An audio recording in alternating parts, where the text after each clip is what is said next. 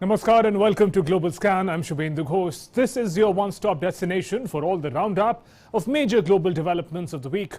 US President Joe Biden ordered airstrikes in Syria against the Iranian-backed militias. Civilian protests continue to rage against the military rule in Myanmar. The setback for Nepalese Prime Minister KP Sharma Oli as the Supreme Court of Nepal reverses his decision to dissolve the parliament. Also in the show up ahead, we'll try to understand the tussle between the Australian government and the tech giants Facebook and Google and the new law that has come into being. All that and more in Global Scan. Let's get started with the top stories.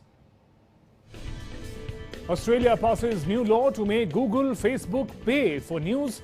It requires digital platforms to pay local media outlets to link their content in news feeds or search results. Facebook ends one-week blackout, announces preliminary commercial agreements with 3 small local publishers. UK judge rules that absconding Indian businessman Nirav Modi can be extradited to India. He is wanted for fraud and money laundering in $140 billion Punjab National Bank scam. Indian government says all online media domains would be monitored under a 3-tier mechanism. OTT platforms, digital news media would have to disclose details if needed to curb misinformation and misuse of online platforms. Big blow to Nepal Prime Minister Oli. Supreme Court reinstates dissolved House of Representatives, orders government to summon the House session within the next 13 days. Protesters celebrate the verdict and urge Oli to quit. And NASA releases first audio from Mars. Video shows final minutes of Perseverance entry, descent and landing. Audio file depicts the sounds of wind gusting on the surface of the red planet. Let's begin with news from Oceania. Australia's parliament has passed a world's first law to force digital giants such as Facebook and Google to pay local publishers for news content. Earlier, legislation had been fiercely opposed by the US tech giants, with Facebook even blocking all news content to Australians over the row. Australian government says the legislation passed will ensure news media businesses are fairly remunerated for the content that they generate, a move that may in fact unleash more global regulatory action to limit the powers of the tech giants. Here's more. First it unfriends and then refriends. This move of Facebook has made Australians skeptical. Facebook has now decided to restore Australian news pages after Canberra offered amendments to legislation that would force the tech giant to pay for media content.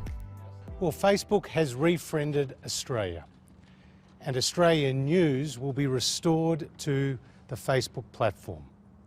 And Facebook has committed to entering into good faith negotiations with Australian news media businesses in seeking to reach agreements to pay for content. We have agreed to make some clarifications to the code. When it comes to the designation process by the Treasurer of a particular digital platform, a 1-month notice period will be put in place. The Treasurer will also take into account not just the unequal bargaining position between the digital platform and the Australian news media businesses, but also the commercial deals that have been put in place and that digital platform's commitment to supporting public interest journalism in this country. Australia and the social media group have been locked in a standoff for more than a week after the government introduced legislation that challenged Facebook and Alphabet Inc.'s Google's dominance in the news content market. It is world's first law aimed at making Google and Facebook pay for news content on their platforms. The Australian Parliament on February 25th passed a new law designed to force Alphabet Inc.'s Google and Facebook Inc. to pay media companies for content used on their platforms in reforms that could be replicated in other countries. Australia is the first country where a government arbitrator will decide the price to be paid by the tech giants if the commercial negotiations with local news outlets fail. Facebook last week blocked all news content and several state government and emergency department accounts. But after a series of talks between Frydenberg and Facebook CEO Mark Zuckerberg over the weekend, a concession deal has been struck. Australia will offer 4 amendments, including to the mechanism for final offer arbitration. Global Scan Desk, DD India. Now let's try and understand the issue better. Australia has passed the world's first law aimed at making companies like Google, Facebook to pay for the news content on their platforms. Let's understand the Australia, Facebook, Google tussle, how it unfolded and what has happened. Well, the latest is that the News Media Bargaining Code, the law that has been made in Australia, has been launched. The news law makes it mandatory for the tech giants like Google and Facebook news organizations to negotiate payment details between themselves and commits Facebook and Google to invest tens of millions of dollars in local digital content. If negotiations fail between the news organizations and the tech giants, an independent arbitrator can set the price that they pay to domestic media. Well, that's the first point. That's the new law in Australia. Let's move on to the next one. Legislation was fiercely opposed by the tech giants and quite obviously there was a major pushback from the internet giants Google and Facebook, which didn't want to be forced to pay publishers for the news content. In fact, in January this year, Google threatened to remove its search engine from Australia completely. A few days ago, Facebook in fact retaliated with a news blackout, blocking all news links on its platform in Australia.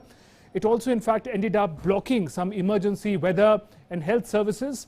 And what followed was a robust negotiation with the government that made the new law possible. Let's move on to the next point to understand the tussle between the Australian government, Google and Facebook. The core issue, let's try and understand, the core issue is regulating the power of the tech giants. Australian Prime Minister Scott Morrison in fact said in a Facebook post that the tech giants like Facebook and Google, may be changing the world, but that doesn't mean that they should run the world. Although the focus seems to be of this issue on paying for the news feed that these tech giants have on their platform, that is less of an issue for the tech giants. There is in fact a precedence to these platforms paying the news publishers. But the real issue is regulation of these giant platforms. The fight is how much of control these big companies would be able to retain on their payout process with their new law. Regulation will push these giants to reveal how complex their operational commercial algorithms are and how they work. So that's the core issue. Moving on in this tussle, the regulation of social media from Australia to the world, the manner in which this is likely to spread. Australian Prime Minister Scott Morrison in fact launched a global diplomatic offensive to drum up support for Australia's new law to force internet giants like Facebook and Google to pay media companies for the news content that is published on their platforms. He's reached out to leadership in India, in Canada and elsewhere as well, and the implications of which we're likely to see in the coming days. Moving on, let's look at the India Connect, although it's not directly related, self-regulation of social media and OTT platforms in India. Policymakers in India have been over the years concerned about this great dominance of global tech intermediaries like Google and Facebook. The government this week in fact issued guidelines for regulation of digital content, online content. The new rules are meant to curb the misuse of social media platforms and stop fake news. So while the issue in Australia is about the commercial aspect, in India it's about stopping the misuse and the spread of fake news. But we can see in some manner in which the regulation aspect is connected. That was broadly about what the issue is, the central issue in the Australia government versus Facebook Google tussle and the new law that has come into being. And let's now move to news from the Americas. US President Joe Biden on Thursday directed US military airstrikes in eastern Syria against the facilities belonging to what the Pentagon said were Iran-backed militia in a rather calibrated response to rocket attacks against US targets in Iraq. Speaking to reporters following the announcement of the strikes, US Secretary of Defense Lloyd Austin said he was confident they had hit the correct targets. The strikes destroyed multiple facilities at a border control point used by a number of Iranian-backed militant groups, including Kataib Hezbollah and Kataib Sayyid al-Suhada.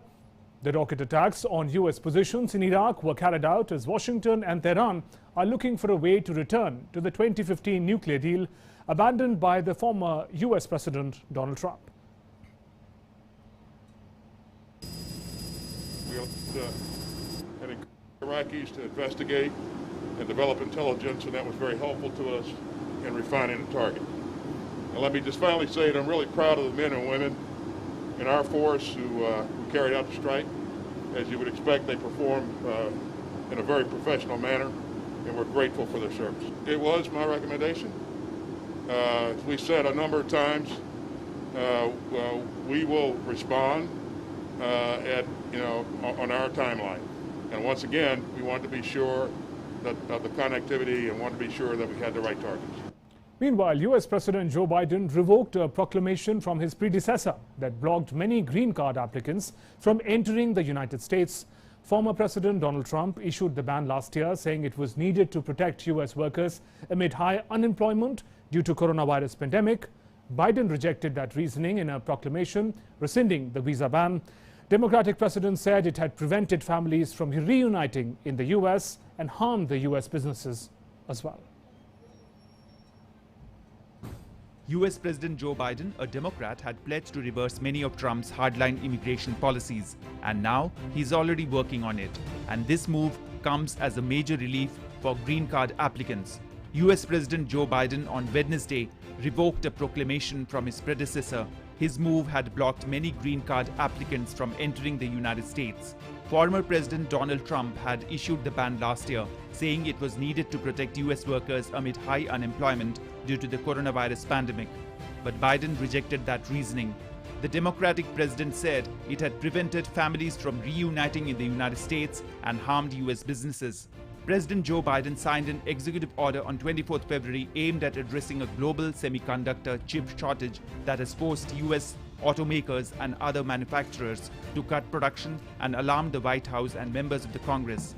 The scarcity, exacerbated by the pandemic, was the subject of a discussion between Biden and a bipartisan group of US lawmakers at the White House on Wednesday. And today I'm shortly going to be signing another executive order. It'll help address the vulnerabilities in our supply chains across additional critical sectors of our economy, so that the American people are prepared to withstand any crisis and rely on ourselves. This is about making sure the United States can meet every challenge we face in this new era, pandemics, but also in defense, cybersecurity, climate change, and so much more. Biden said that the executive order will launch a 100-day review of supply chains for 4 critical products: semiconductor chips, large-capacity batteries for electric vehicles, rare earth minerals, and pharmaceuticals. The order I'm about to sign does 2 things. First, it orders a 100-day review of 4 vital products: semiconductors, 1, key minerals and materials like rare earths that are used to make everything from harder steel to airplanes, 3, pharmaceuticals and their ingredients, 4, advanced batteries like the ones used in electric vehicles. Under Biden's order, the White House will look to diversify the country's supply chain dependence for certain products by developing domestic production and partnering with other countries in Asia and Latin America when it cannot produce products at home. Biden vowed in January to leverage the purchasing power of the US government, the world's biggest single buyer of goods and services, to strengthen domestic manufacturing and create markets for new technologies. Global Scan Desk, DD India.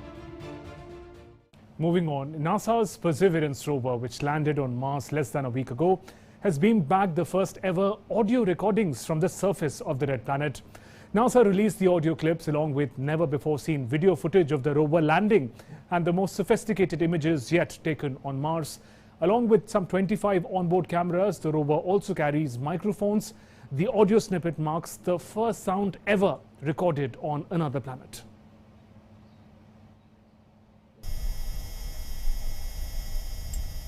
These are visuals of the Mars rover Perseverance during its landing on the surface of the red planet last week. And this is also the first audio from Mars. A roughly 3-minute video shows the final minutes of Perseverance's entry, descent and landing. And an audio file depicts the sounds of wind gusting and the surface of Mars. NASA released the video and audio on February 22. As we get down toward the bottom. Perseverance is seen landing in a swirl of sand and small rocks kicked up from the planet's surface by the rover's powerful rocket engines. According to NASA, 5 cameras located on 3 different components of the spacecraft collected the imagery. So that gentle whirl that happens in the background, that is a noise made by the rover. But yes, what you did hear 10 seconds in was an actual wind gust on the surface of Mars, picked up by the microphone and sent back to us here on Earth. The analysis indicates that was around a 5 meter per second type of a wind gust. So we can sit here now and actually tell you that we have recorded sounds from the surface of Mars.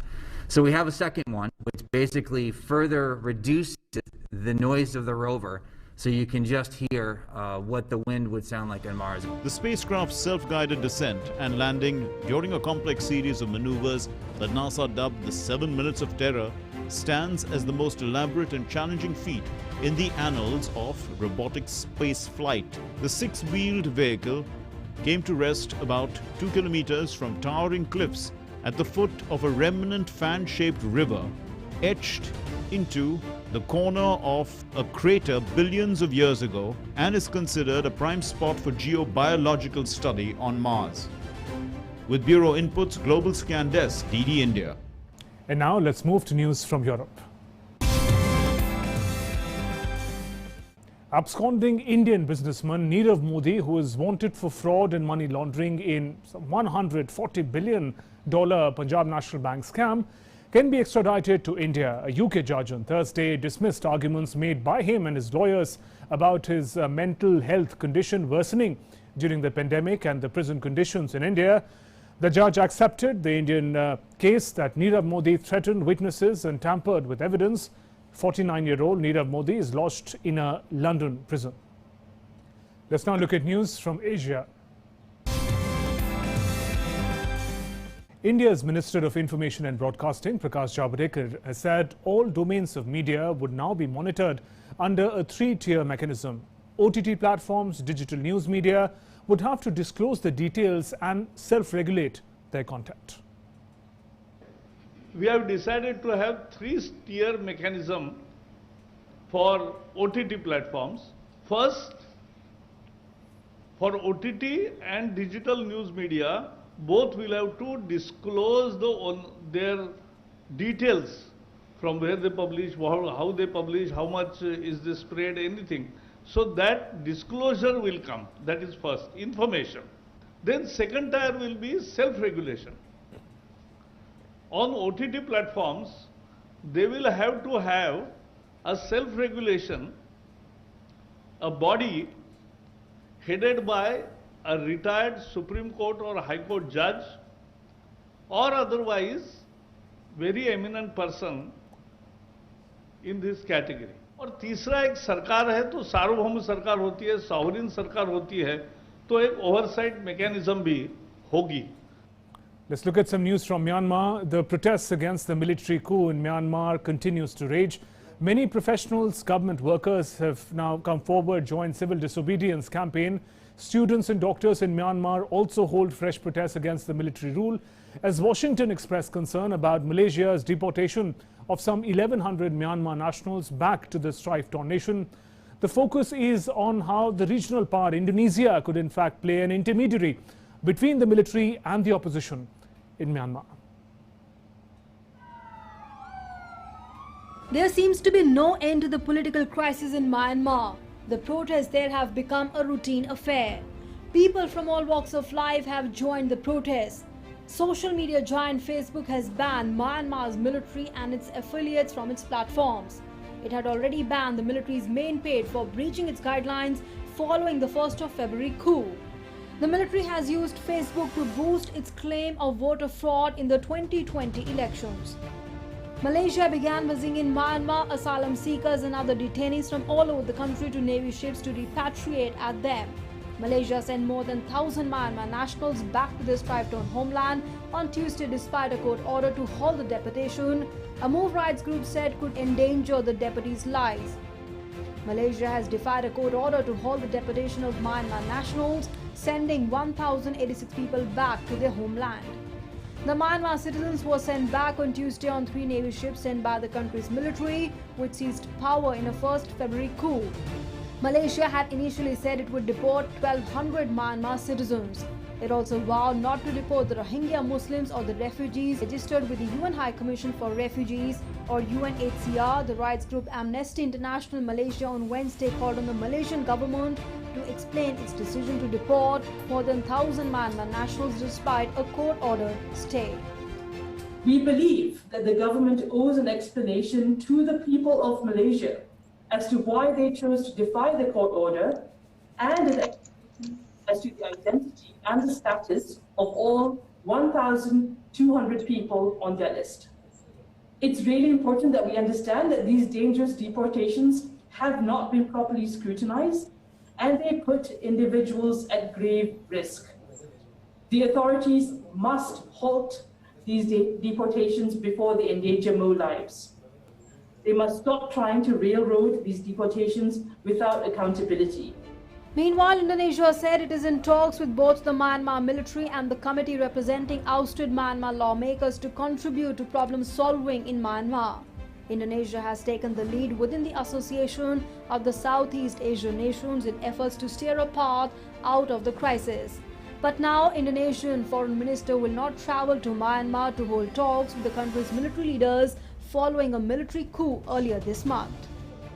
Indonesia. Minister of Foreign Affairs of the Republic of Indonesia left open an option to visit Naypyidaw to work on solution at the regional level, and this respect ASEAN, where the development of situation in Myanmar is taken into consideration. After taking into account the current development and following consultations with a number of other ASEAN countries, this is not the ideal time to conduct a visit to Myanmar. Masalah di Myanmar. The army seized power after alleging fraud in an 8 November election swept by Aung San Suu Kyi's National League for Democracy, detaining her and much of the party's leadership. The Electoral Commission dismissed the fraud complaints.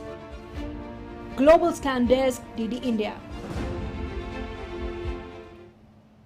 And meanwhile, Supreme Court of Nepal has reinstated the House of Representatives, the lower house of Nepalese Parliament. The development comes 2 months after President Bidya Devi Bhandari dissolved the lower house following recommendations from Prime Minister Oli-led cabinet. The move to dissolve the House of Representatives came after PM Oli had been challenged by his colleagues in the standing committee of the ruling Nepal Communist Party, with the possible no-confidence motion being planned by the rival faction. The bench observed that the issue is political in nature, but the court had to deal with it in the interest of upholding the constitution of the country.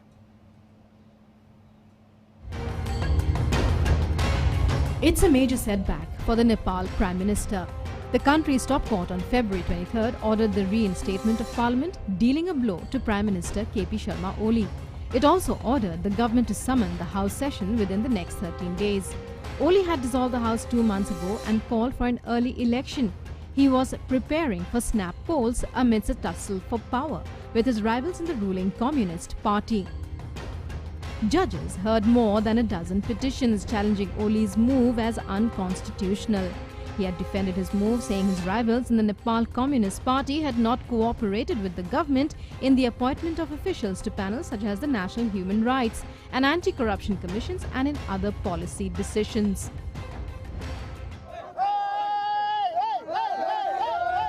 The move to dissolve the House sparked protests from a large section.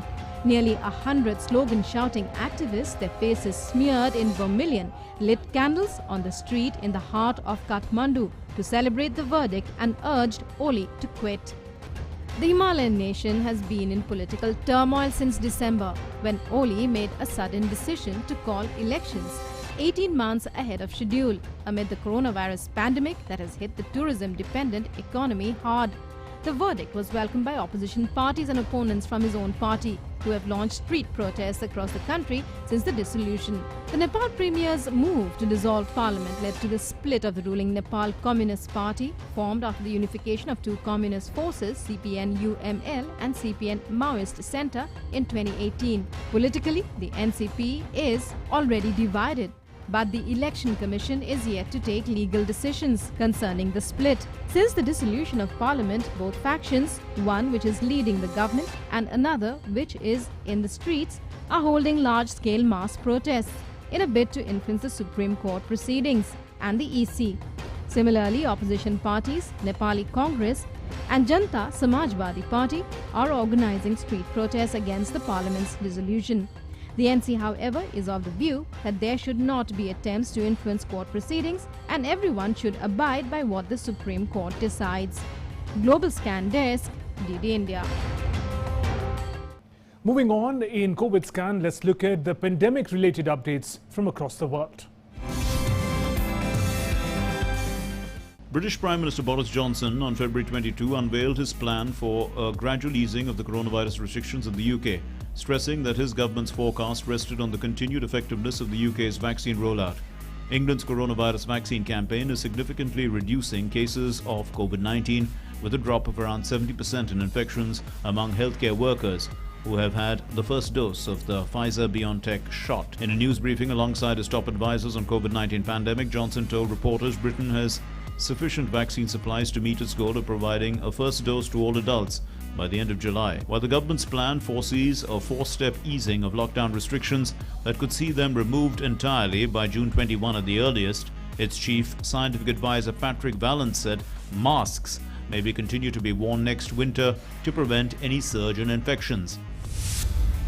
The Netherlands on Tuesday slightly eased COVID-19 restrictions, allowing schools and hairdressers to reopen as the government seeks to relieve months of lockdown, even as infection rates rise again. The Dutch Prime Minister Mark Rutte said the easing of measures was not without costs, and if infections rapidly rise again, all options for restrictions would be on the table again.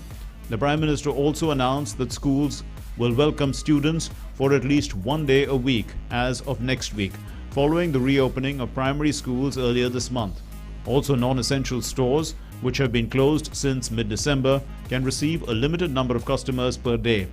Nighttime curfew will remain in place until at least March 15.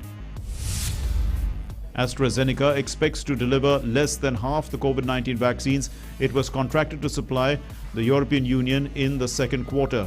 The expected shortfall, which has not previously been reported, comes after a big reduction in supplies in the first quarter and could hit the EU's ability to meet its target of vaccinating 70% of adults by the summer.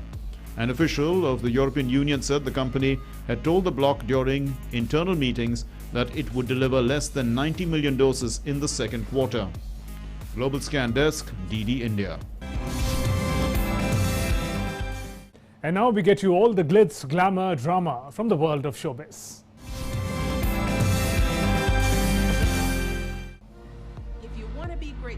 Former First Lady of the United States, Michelle Obama, is all set to woo audience with an upcoming children's cooking show, Waffles Plus Mochi. The Higher Ground Productions, a production house started in 2018 by former US President Barack Obama, will release the show on March 16 on Netflix. Michelle Obama will appear in the 10-episode series that is produced in partnership with Healthier America. The show will launch programs with retailers, food banks and other actors across the food system in the United States to help children and parents learn to have fun and engage with food and ingredients as they also become healthier. Iconic cartoon characters Tom and Jerry are back with their slapstick comedy, and this time they are entering the real world. In a new comedy movie, Tom and Jerry, released on Friday in theaters and HBO Max, the pair takes their competitive antics to a posh hotel in New York where the celebrity wedding of the decade is about to take place. Global Scan Desk, DD India.